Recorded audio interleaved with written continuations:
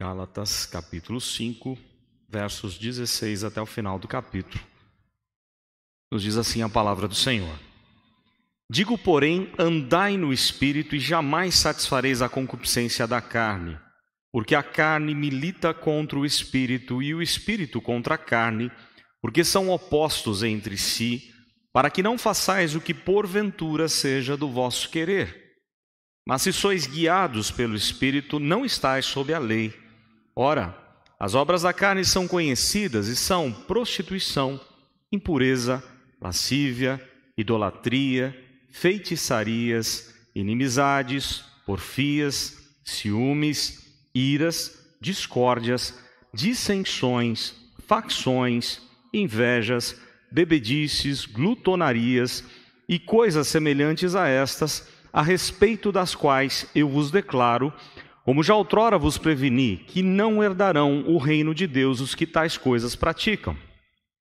Mas o fruto do Espírito é amor, alegria, paz, longanimidade, benignidade, bondade, fidelidade, mansidão, domínio próprio. Contra estas coisas não há lei. E os que são de Cristo crucificaram a carne com as suas paixões e concupiscências. Se vivemos no Espírito, andemos também no Espírito. Não nos deixemos possuir de vanglória, provocando uns aos outros, tendo inveja uns dos outros. Até aqui a palavra do nosso Deus.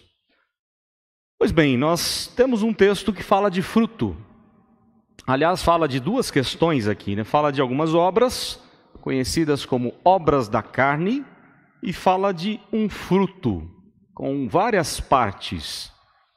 E aqui, lembrando de frutos na Bíblia, eu me recordo de pelo menos dois textos relevantes, experiências e ensinos dados pelo próprio Senhor Jesus.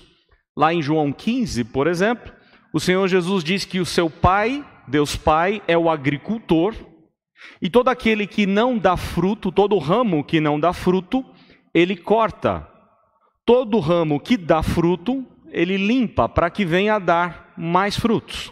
Está registrado lá em João capítulo 15. E olha que interessante, eu tive uma experiência de conhecer um pouquinho disso, talvez vários irmãos aqui já tiveram essa experiência, aqueles que trabalharam no campo, na roça, né? E podem entender melhor o que Jesus está dizendo lá em João 15. Mas nós tivemos uma experiência legal no seminário, porque eu estudei com um rapaz, na época seminarista, hoje ele é pastor. Pelo nome dele você deve ter uma noção de onde ele vem, né? O nome dele é Sarkis. Ele é da região aí do Oriente, a família do Oriente, né? Eu não lembro se era turco, de onde ele era, ou árabe. Mas o Sarkis, ele resolveu plantar uma videira no jardim do seminário. E ele começou a chamar os seminaristas para ver como é o processo de cuidar da videira, para que a gente entendesse o texto de João 15. E foi bastante interessante, né? Ele mostrava para a gente, olha, esse galho aqui, esse ramo, eu tenho que cortar, porque se eu não cortar, ele vai sugar todas as energias dessa planta, dessa videira, e a uva não vai nascer.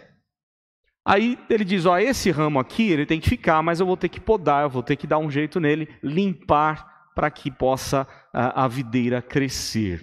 É essa ideia que Jesus pega da realidade ali do dia a dia dos agricultores judeus, e Jesus aplica dessa maneira. Aquele que não dá frutos, ele corta do ramo. Ele é a videira, nós somos os ramos e precisamos dar frutos.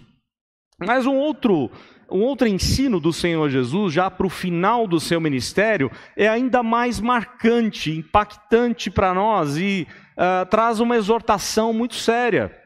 Eu me refiro àquele dia, na última semana do ministério de Jesus, registrado em Marcos 11, por exemplo, quando o Senhor Jesus sai de Betânia, ele ficava hospedado lá na casa dos seus amigos, Lázaro, Marta e Maria, e ele sai ali de Betânia com seus discípulos e se dirige a Jerusalém. No caminho, ele saiu muito cedo, não sabemos a razão, ele provavelmente não tomou café ali na casa dos seus amigos, e ele, passando pelo caminho, ele vê uma figueira. Os irmãos devem lembrar disso. Uma figueira muito com folhas muito bonitas. E o Senhor Jesus, ao se aproximar, ele vê que não tem frutos. Claro que o Senhor Jesus já sabia que aquela figueira não tinha fruto. mas ele quer ensinar algo aos seus discípulos ali. Ao chegar naquela figueira bonita, frondosa, mas sem fruto, ele diz: nunca mais nasça fruto de ti. E seguiram viagem em direção a Jerusalém. Quando eles retornam, um dos discípulos vira para Jesus e diz: Senhor, aquela figueira que o Senhor amaldiçoou está completamente seca. Ela morreu. Ela está completamente seca. Por que Jesus fez isso? É curioso que os evangelistas, eles dizem assim: não era tempo de dar frutos. E aí você fala: poxa, será que Jesus não pegou, na nossa linguagem popular, será que Jesus não pegou pesado demais com aquela figueira? Já que não era tempo de dar frutos, e porque não tinha fruto, o Senhor Jesus amaldiçoou a figueira. Mas ele quer ensinar algo que, para nós, é algo especial. Quando você olha para o Antigo Testamento, os profetas, como Isaías, por exemplo, eles chamam o povo de Deus, o povo de Israel, de figueira. E figueira que deve dar fruto. O problema é que aquela figueira aparentava ter fruto. E ao chegar ali, nenhum fruto era encontrado. O que Jesus está fazendo naquele momento é mostrar que não adianta viver de aparências. Não adianta demonstrar às pessoas ao seu redor que você dá bons frutos, se na realidade você não dá fruto algum. E o Senhor Jesus então amaldiçoou aquela figueira, aquilo que ele já havia dito: o ramo que não dá fruto verdadeiro, eu corto. Então é algo assim importante para todos nós, esses dois textos que Jesus fala sobre frutos. E agora Paulo também vai falar de fruto. O fruto do Espírito. Ele já havia dito, e nós vimos isso na semana passada, sobre a importância de andar no Espírito. Caminhar com o Espírito, ter experiência, ter intimidade com o Espírito Santo de Deus. Verso 16. E ele vai dizer assim: uma vez que andamos no Espírito, nós não mais satisfaremos as concupiscências, os desejos fortes da nossa carne. Essa é a ideia. A única maneira de você não satisfazer os desejos da sua carne é você andar na presença de Deus, é você buscar a intimidade com Deus. E ele demonstra, verso 17, que há uma tremenda guerra acontecendo em nós, quando somos crentes, tementes ao Senhor. A guerra é as obras da carne, a nossa natureza depravada, pecaminosa, levando-nos para longe de Deus, levando-nos para coisas erradas, que nosso coração se agrada, deseja fazer. Mas o fruto do Espírito, a obra do Espírito Santo de Deus, trabalhando no nosso coração para que nós venhamos a dar bons frutos, como ele diz lá no verso 17.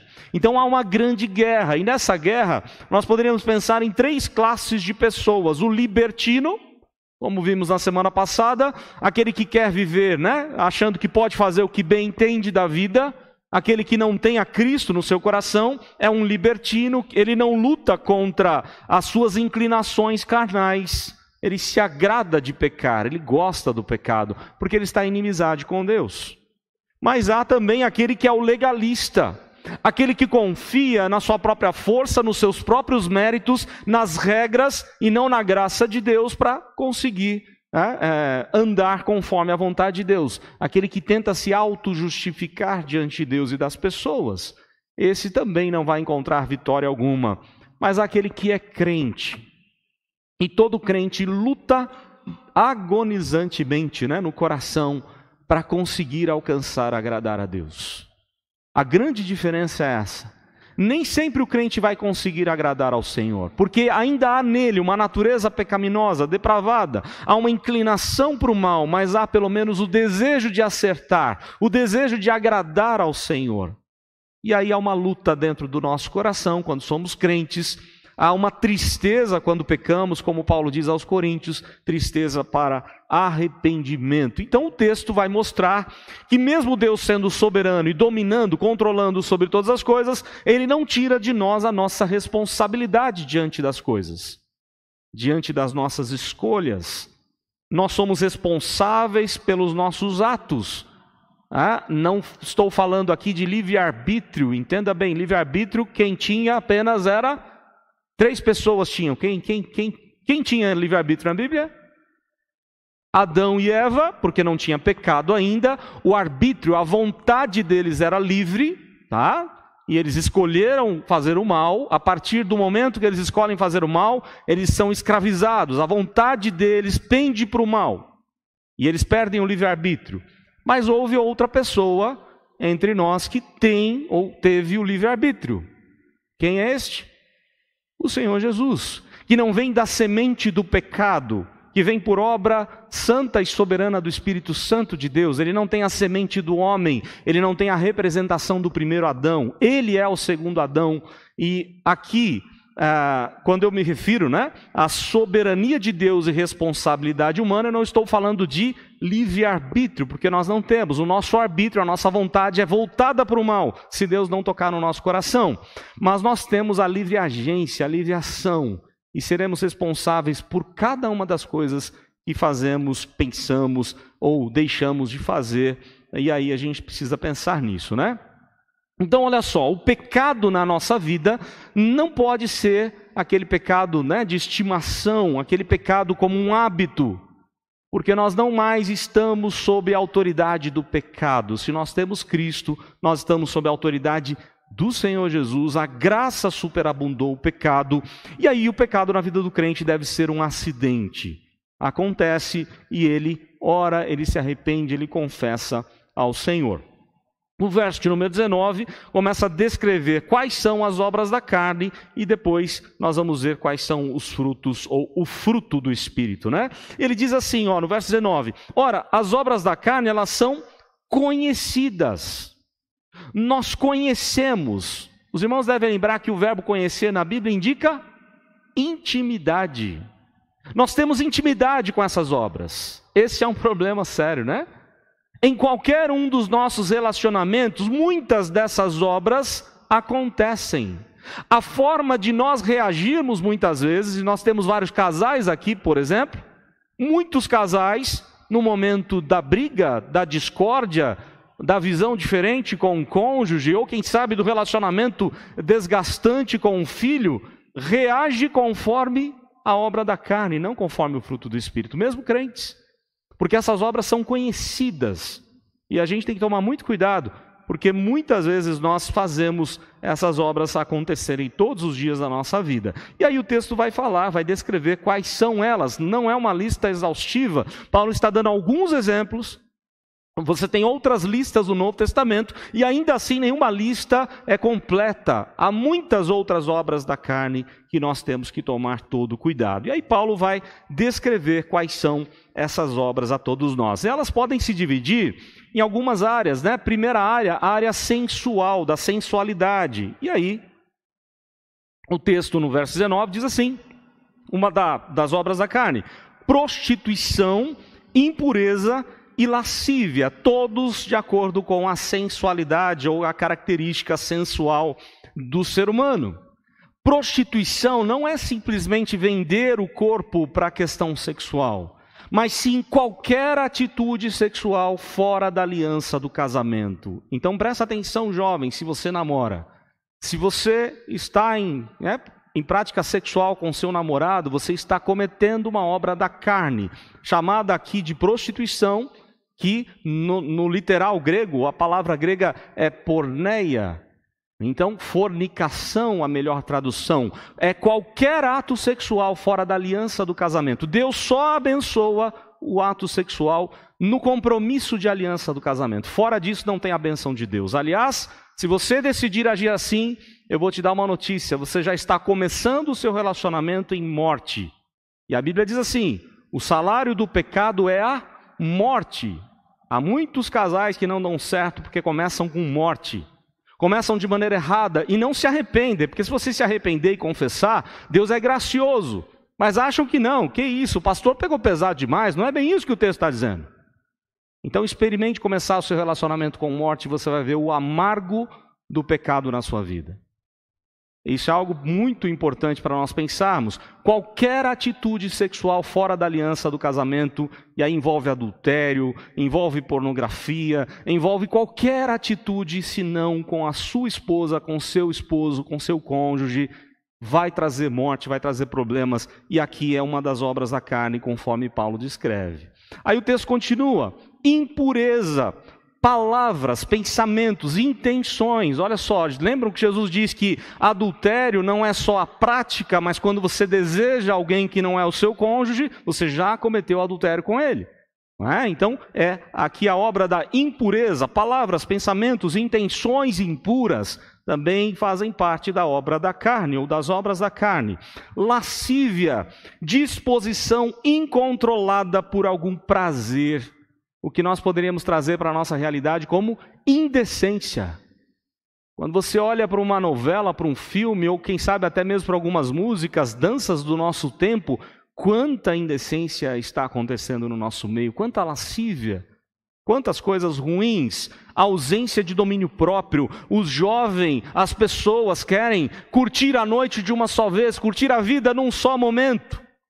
E muitos cometem graves erros porque estão vivendo de acordo com as obras da carne. Então é a ausência de domínio próprio, é a busca incontrolada por algum prazer, a concupiscência, o desejo forte da carne leva a pessoa a agir com lascívia. Pecados da sensualidade, mas aí há também pecados espirituais.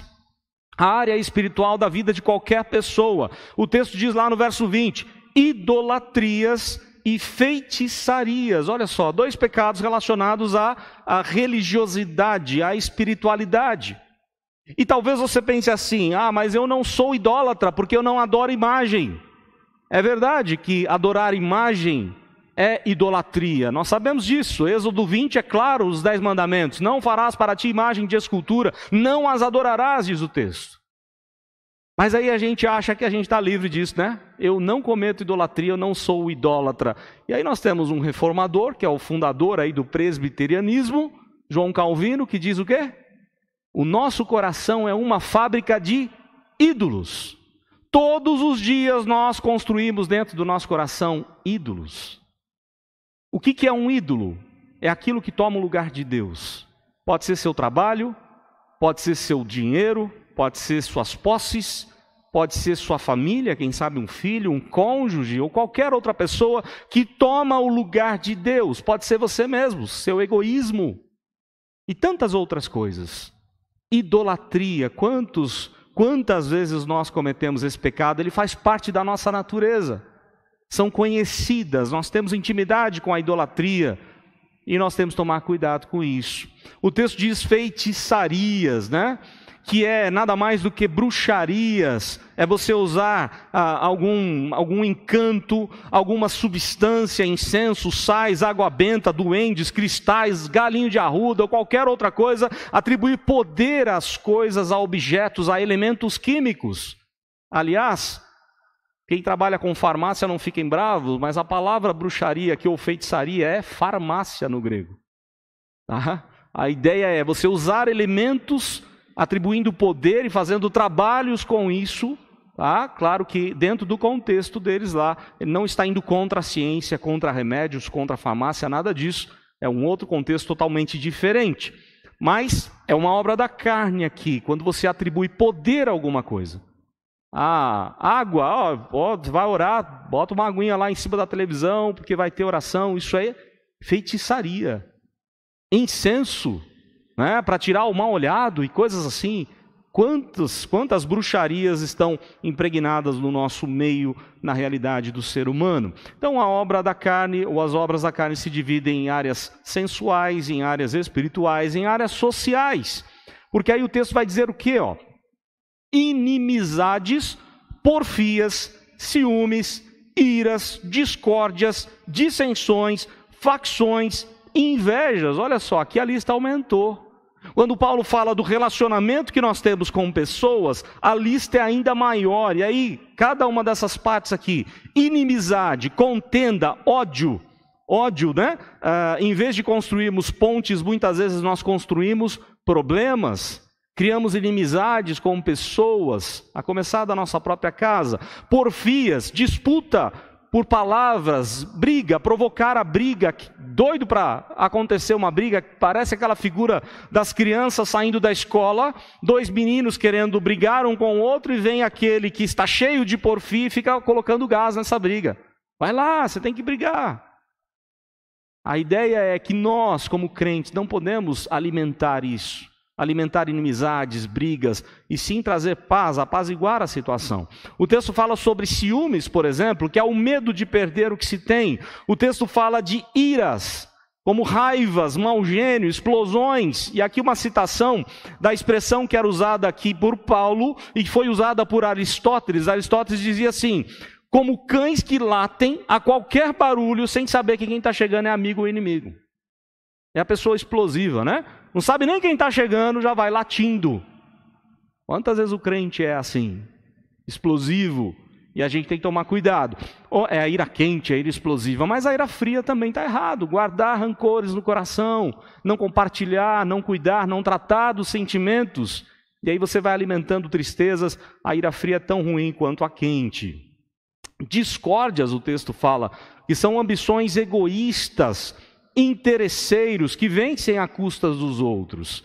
O texto fala sobre dissensões, divisões, formando grupo, guerra entre grupos, facções, é de onde vem a palavra heresia, intriga partidária, é algo mais duradouro. E o texto fala de invejas, desagrado ao ver o que o outro tem. A palavra invídio no latim, apesar de que o texto não foi escrito em latim, mas a palavra inveja provém do latim e significa invídio, olhar contra a pessoa, contra as coisas boas das pessoas, os sucessos das pessoas, como o próprio Sócrates dizia, as pessoas se doem pelos sucessos dos seus amigos, é ser invejoso. Vejam só, Paulo está se referindo a várias partes aqui, que muitas vezes acontecem nos nossos relacionamentos, a começar da nossa casa. Quantas vezes a gente explode em ira? Quantas vezes a gente, em vez de apaziguar situações, a gente arruma mais briga ainda? Falávamos nessa manhã com a classe de casais, quantas vezes nós pais provocamos os nossos filhos à ira e alimentamos por bobagem? Porque as coisas têm que andar tudo do jeito que o pai acha que tem que ser, né? Do pai e a mãe. E as coisas mais relevantes, muitas vezes nós não pegamos o pé dos nossos filhos. Então são várias questões para a gente pensar que isso está fazendo parte muitas vezes da nossa vida. Agora a área pessoal aqui. O texto vai se referir a bebedeiras, verso 21 ainda, bebedices e glutonarias. E ainda ele fala, e coisas semelhantes a estas, a respeito dos quais eu vos declaro, como já outrora vos preveni, que não herdarão no reino de Deus os que tais coisas praticam. Olha só, Paulo está dizendo então que as bebedeiras, bebedeira, né, ou ser um bêbado, não é simplesmente uma doença, mas é pecado. E tem que ser tratado como pecado. Se você quer cura para isso, cura para o vício, qualquer vício, Paulo podia ter citado qualquer outro vício aqui. Trate o vício como pecado e não faça-se de vítima, dizendo, eu sou um coitadinho, porque eu sou um doente. Não, isso precisa ser tratado de maneira séria, é obra da carne e precisa ser tratada de maneira séria como pecado. Quando você trata como pecado, existe esperança. Como você trata com doença, não existe esperança. Não existe um remédio para tratar de vários assuntos, resolvendo todos os problemas. Mas existe um remédio sim, verdadeiro, quando você trata as coisas erradas do seu coração como um pecado. E esse remédio é a graça de Deus. Quando a graça de Deus entra, ela transforma qualquer coração, ela transforma qualquer situação, ela tira as pessoas da sarjeta. A palavra de Deus, quando pregada, e a graça de Deus é poderosa para transformar países inteiros, como nós já vimos na história da humanidade. Então, nós precisamos tratar pecado como pecado. O texto fala de glutonarias, que é ingerir alimentos para encontrar alegrias. E aí a gente tem que tomar cuidado, porque muitas vezes abusamos na nossa alimentação. Mas o exemplo de Paulo aqui, o contexto cultural de Paulo, eram as festas dedicadas às orgias pagãs, aos ídolos, como várias noites que eles passavam bebendo e se alimentando e fazendo todo tipo de coisas erradas. Paulo vai dizer, tudo isso são obras da carne e a igreja precisa viver de outra forma. Hoje poderíamos pensar um paralelo assim, como o carnaval, por exemplo, como noitadas, muitas baladas de jovens, muitas festas raves, podem ser consideradas como essas festas que aconteciam no tempo de Paulo. E aí ele diz coisas semelhantes a estas, há várias outras obras da carne que Paulo não descreve aqui. Mas o texto começa agora a falar sobre o fruto do Espírito, e ele dá aqui uma conjunção adversativa importante aqui no verso 22, mas o fruto do Espírito. E é o que nós precisamos cultivar no nosso coração, na nossa vida. Mas, verso 22, o fruto do Espírito é. E aí ele fala sobre o amor. E a palavra que Paulo usa aqui não é amor de sensualidade, nem amor de amizade simplesmente. Ele vai usar aqui a palavra amor, aquele amor altruísta, aquele amor que procede do próprio Deus, como um amor sacrificial, que visa o bem do próximo. Amor que faz o bem sempre, que se doa, que serve um ao outro. Amor como Cristo amou. O amor de Deus, que apesar de sermos tão miseráveis pecadores, Ele veio para morrer no nosso lugar. Ele nos amou a tal ponto de se entregar por todos nós. É esse amor que Deus espera da gente. Esse amor é fruto do Espírito Santo. Então, amor. Aí o texto fala sobre alegria, tão rara no nosso tempo, né? Olha só, o reino, aliás, a alegria aqui é algo interessante, porque Paulo, escrevendo em Romanos 14, verso 17, ele diz assim: o reino de Deus não é nem comida, nem bebida, mas justiça, paz e alegria no Espírito Santo. Será que nós temos experimentado o reino de Deus no nosso coração, na nossa vida? A justiça de Deus, a paz de Deus, a alegria de Deus no nosso coração? É o que Paulo está dizendo aqui. Sem alegria, a vida não pode ser agradável a Deus. Ninguém agrada a Deus sem alegria. Porque a falta de alegria demonstra a falta de fé, de confiança no Senhor. E a Bíblia diz que sem fé é impossível agradar ao Senhor. Deus não nos criou para vivermos em melancolia, para vivermos em rodinha de miséria, para enfatizar as coisas desgraçadas da nossa vida. Deus nos criou para sermos alegres, com a vida abundante, cheio de vida plena, de alegria no Senhor, no Espírito Santo. É isso que Deus faz no nosso coração. O coração alegre expressa confiança em Deus e gratidão ao Senhor. Nós precisamos encher o nosso coração de alegria, e se isso não está acontecendo, o problema não é de Deus, o problema é nosso, nós estamos errando em alguma coisa. Precisamos corrigir a rota, precisamos pedir perdão a Deus, e que Ele conceda a nós um entendimento melhor dEle próprio, do plano que Ele tem para a nossa vida, para que sejamos mais crentes e confiantes e agradecidos ao Senhor. Jerry Bridges, falando no seu livro sobre o fruto do Espírito, ele conta que ele era uma pessoa assim. Ele estava experimentando a justiça de Deus, a paz de Deus, mas não estava vivendo a alegria no Senhor. E aí ele diz assim, depois que Deus tratou do coração dele, ele diz assim: ser alegre é experimentar o poder do Espírito Santo dentro de nós e dizer para o mundo: o nosso Deus reina. Se eu entendo que Deus reina sobre a minha vida, se eu entendo que Deus reina sobre qualquer situação, mesmo que sejam situações adversas, os problemas mais difíceis que temos de enfrentar, ainda assim nós temos alegria, porque a nossa alegria não está pautada nas coisas dessa vida, mas sim no Senhor. Alegrai-vos no Senhor, outra vez digo, alegrai-vos, Paulo diz aos Filipenses.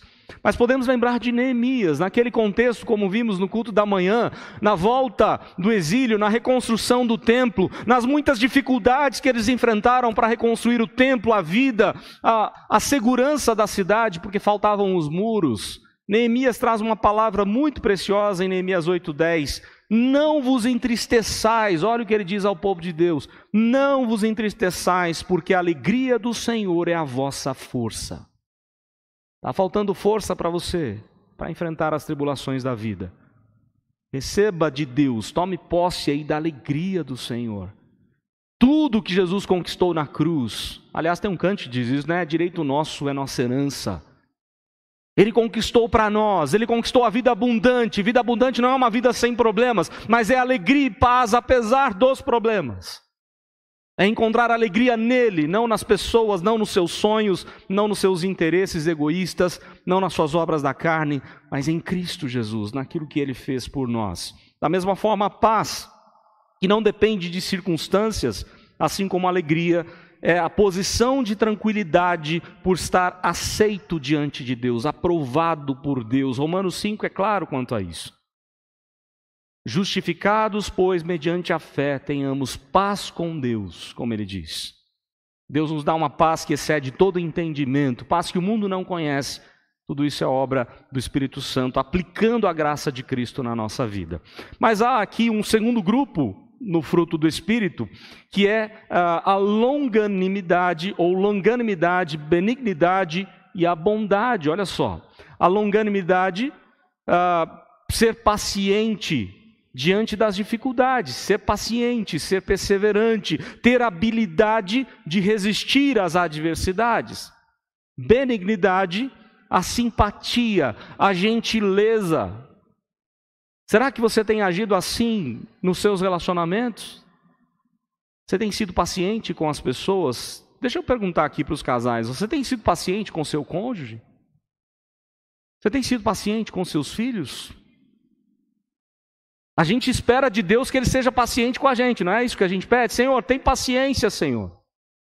Mas a gente não quer dar isso a outras pessoas. Então aí o texto diz, né? A longanimidade, a benignidade, é ser simpático, ser gentil, a bondade, ser generoso, ter disposição em ajudar, em fazer o bem. Mesmo que alguém que convive com você, pode ser o seu cônjuge, seu filho, seu patrão, qualquer outra pessoa da sua família, que de repente mereça uma exortação, mereça que você até pegue mais seriamente no pé, será que não é melhor ser bondoso? Será que não é melhor agir com bondade, com disposição em fazer o bem ao próximo? Porque é assim que Deus faz com a gente. Terceiro grupo, fidelidade, ser fiel, ser verdadeiro, ser manso, mansidão, ser meigo, controlar a força e domínio próprio, ter moderação, temperança, ser controlado pelo Espírito, o contrário da lascívia. Então olha só, o fruto do Espírito é a obra que Deus faz na nossa vida. É a obra que Deus opera na nossa vida. E aí, para concluir, eu queria só dizer algumas coisas aqui que são importantes. Mesmo os crentes mais cheios do Espírito Santo de Deus, mesmo aqueles crentes admiráveis, cheios de fé e do Espírito Santo, ainda assim possuem uma natureza pecaminosa, ainda tem a natureza carnal dentro de si mesmo. Tem o velho homem, não tem jeito. Por isso é que a Bíblia, falávamos também hoje pela manhã, por isso que a Bíblia aponta só um herói. Quem é o herói da Bíblia? Só Jesus é herói, todos os outros falharam. Todos os que nós até admiramos, como Davi, como Abraão, como tantos outros da Bíblia, todos eles não são heróis, coisa nenhuma. São falhos como a gente é. Mas Cristo não, Cristo é o verdadeiro herói. Então nós precisamos pensar nisso. Mesmo os crentes mais cheios do Espírito Santo, eles possuem a natureza pecaminosa. O crente não é mais dominado pelo pecado, isso é importante, hein? Não é porque temos a natureza pecaminosa que nós vamos dar desculpas para pecar à vontade. Paulo trata desse assunto lá em Romanos 6. Se o pecado superabundou, né? Ou se a graça superabundou o pecado, nós vamos pecar todos os dias, vamos pecar sem nenhum problema? Paulo vai dizer, de jeito nenhum. A graça é maior, mas nós não podemos viver assim. Por quê? Porque nós já fomos libertos do poder do pecado e devemos andar em novidade de vida. Então olha só, o capítulo 6 de Romanos, ele vai falar que o crente não é mais dominado pelo pecado. O capítulo 7 vai dizer que apesar disso, o pecado vai sempre estar presente na vida do crente. E no capítulo 8, apesar do pecado, nele e ninguém, nada pode nos separar do amor de Deus. Então nada pode nos separar do amor de Deus, nem as obras da carne, nem o pecado que nós muitas vezes gostamos, ou que Hebreus diz que tenazmente nos assedia, que está, né, em nós. E aqui outras considerações. Viver no Espírito é viver na dependência do Espírito Santo e usufruir de todas as ferramentas que Ele dá para a nossa edificação. Se você não lê a Bíblia, que é o meio de graça, se você não orar, que é o meio de graça, se você não receber o símbolo do batismo, que é o meio de graça, e pais que não estão apresentando o filho ao batismo, estão privando ele de bênção, porque batismo é meio de graça e é pacto com Deus. Se você não está ceando com Cristo, você está perdendo todas as ferramentas que Deus colocou à sua disposição para fortalecer o seu coração e a sua vida. E aí basta dizer, né? O que vai estar mais forte no nosso coração? As obras da carne e não o fruto do Espírito. O texto ainda, aliás, nós podemos tirar ainda mais algumas lições. O Espírito Santo é o único que nos capacita a viver de acordo com a vontade de Deus. E aqui eu queria citar um autor, um pastor, um teólogo metodista britânico, James Dunn, que ele diz assim: o fruto do Espírito é o esboço do caráter de Cristo. Olha só o que o Espírito Santo faz em nós. Ele produz em nós o caráter de Cristo. Amor, alegria, paz, longanimidade, benignidade, tantas coisas boas que tem em Cristo. É possível ter em todos nós porque é obra do Espírito Santo de Deus. Essa não é uma lista de regras, uma outra consideração importante, não é uma lista de regras, mas sim uma demonstração do caráter, das virtudes de Cristo e daquilo que Deus quer fazer em nós. E esse processo de santificação envolve pelo menos duas coisas: a mortificação, matar o velho homem, e a vivificação, viver no novo homem, viver em Cristo Jesus. Aí nós precisamos perguntar: como está a nossa relação com Deus? A quem você está alimentando?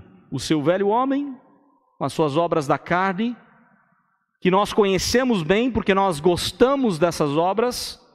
Ou nós estamos mortificando essas obras e buscando a bênção de Deus, buscando as virtudes de Cristo na nossa vida, no nosso coração, na nossa família?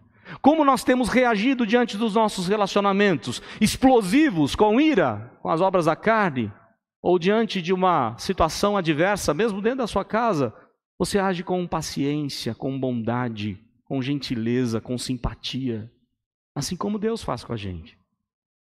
Eu creio que nós temos que melhorar muito, mas nós não vamos conseguir por nossas próprias forças, pelos nossos próprios méritos, porque eu queria lembrar a você que Gálatas, desde o início ao fim, não são os nossos méritos. Paulo vai descrever claramente que é pelos méritos de Cristo, que é pela obra de Cristo, que é pela graça de Deus.